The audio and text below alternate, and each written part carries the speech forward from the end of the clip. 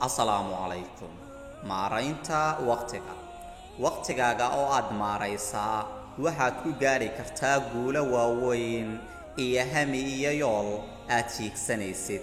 Balse waqtigaaga oo aad la yacdaa sidaasi lidkeeda waxaad ku weyn kartaa hadaf iyo han weliba ee aad ugu nooshahay dunidani korkeeda. Waqtigu waa nolosheena. Waa shayga ugu qaalisan ee aynu haysanno. Waa shayga ugu weyn ee ah inaan maarayno amaba ilaashanno nolosheennana aan ku maalgashanno. Waa nolosheena, waa adduunkeenna, waa joogitaankeenna iyo mustaqbalkeennuba. Maalin ka mid ah haddii aad lumisaa waqtigaaga waxa uu ahaanayaa maalintaasi maalin tagta oo aan dib u soo noqon kuguna marag furta maalinta dambe ee qiyaamaha. Luminta aad lumisaa waxa ay ka dhigan tahay adiga oo noloshaada oo dhan lumiyay oo ku gooban keliya in aad ku noolaato riyo aan rumoobin, hadaf aan la gaarin, iyo weliba camal aanan ahayn mid hore u socda ee aan dhulka laga qaadin.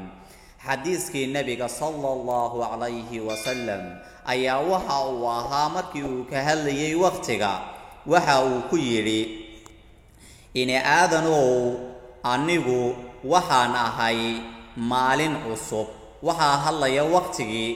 Waxa uu leeyahay: "Ini aadanow, anigu waxaan ahay maalin cusub. Camalkaagana marag baan ka ahay. Iga faa'iidayso, ma soo noqonayo ilaa maalinta dambe ee qiyaamaha."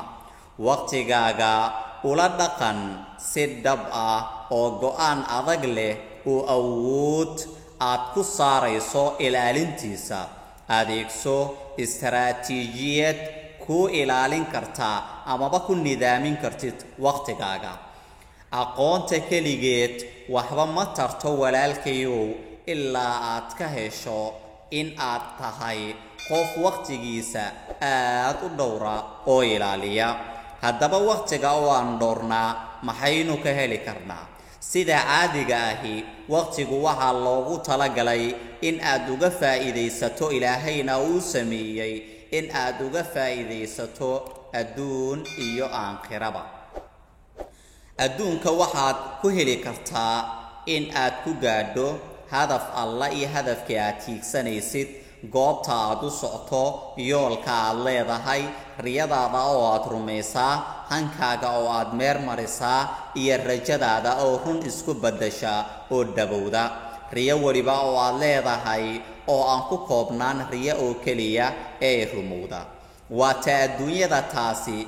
Qiyaamaha ama aakhiradana waxaad ku gaari kartaa in aad dunida inta aad joogto waqtigaaga aad ku samayso camal wanaagsan oo Ilaahay subxaanahu wa tacaala raaligelinaya, jidkii Nabiga sallallahu alayhi wasallamna kugu ridaya, kaa oo qiyaamaha aad ku heli karto abaalmarin weyn oo aysan jirin abaalmarin ka weyn, guul weyn, guushaasi oo aysan jirin guul ka weyn taa oo ah in aad ku mutaysato jannadii.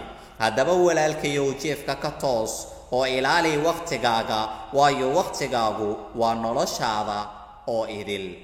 Mar walba oo waqtigaagu ka tagaa saacad ay ka gudubtaa waxaad ahaanaysaa mid u sii dhowaada geerida amaba gabowga nolosha.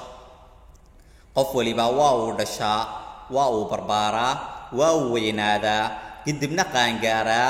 Qaangaarnimo kadib waxa uu maraa wadada dhalinyaranimada, deedna waa uu ka gudbaa.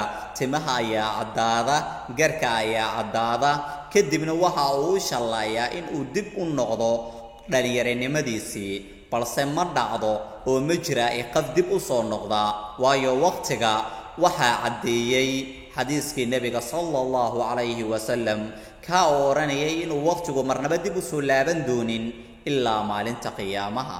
Haddaba walaalkayow amaba walaashayay, ka faa'iidayso waqtigaaga oo dhowr, ha ku luminin maalayacniga iyo waxa aanan mustaqbalkaaga waxba aanan u taraynin.